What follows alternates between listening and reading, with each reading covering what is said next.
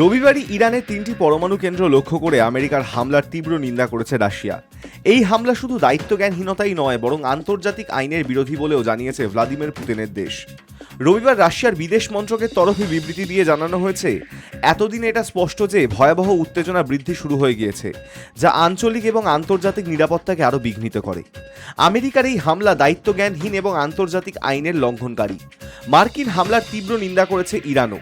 সে দেশের বিদেশ মন্ত্রকের তরফে বলা হয়েছে, আমেরিকা যে কোনো নীতির ধার ধারে না। ইরানের শান্তিপূর্ণ পরমাণু কর্মসূচিতে হামলা চালিয়ে আমেরিকা তা বুঝিয়ে দিল।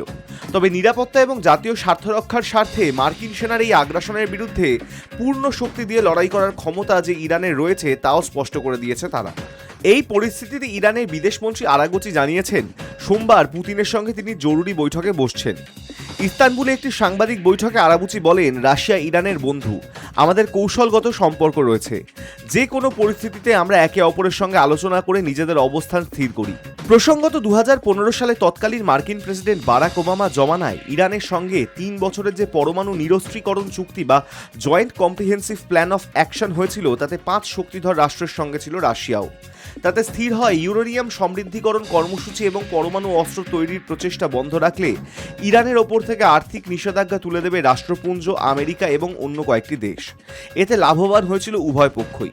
এরই মাঝে আবার মার্কিন প্রেসিডেন্ট ডোনাল্ড ট্রাম্পের বিরুদ্ধে সুর চড়িয়েছেন রাশিয়ার প্রাক্তন প্রেসিডেন্ট তথা রুশ নিরাপত্তা পরিষদের ডেপুটি চেয়ারম্যান দিমিত্রি মেদভেদেভ।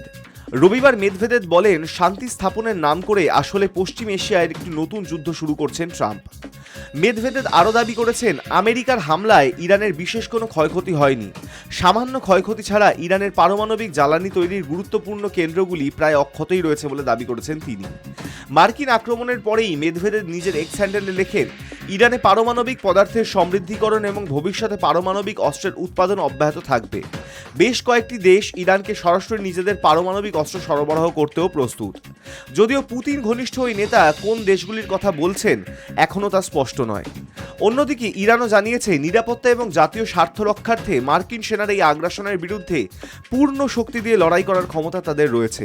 তার মাঝেই প্রাক্তন রুশ প্রেসিডেন্টের এহেন মন্তব্যে নানা মহলে শুরু হয়ে গিয়েছে জল্পনা। High News network.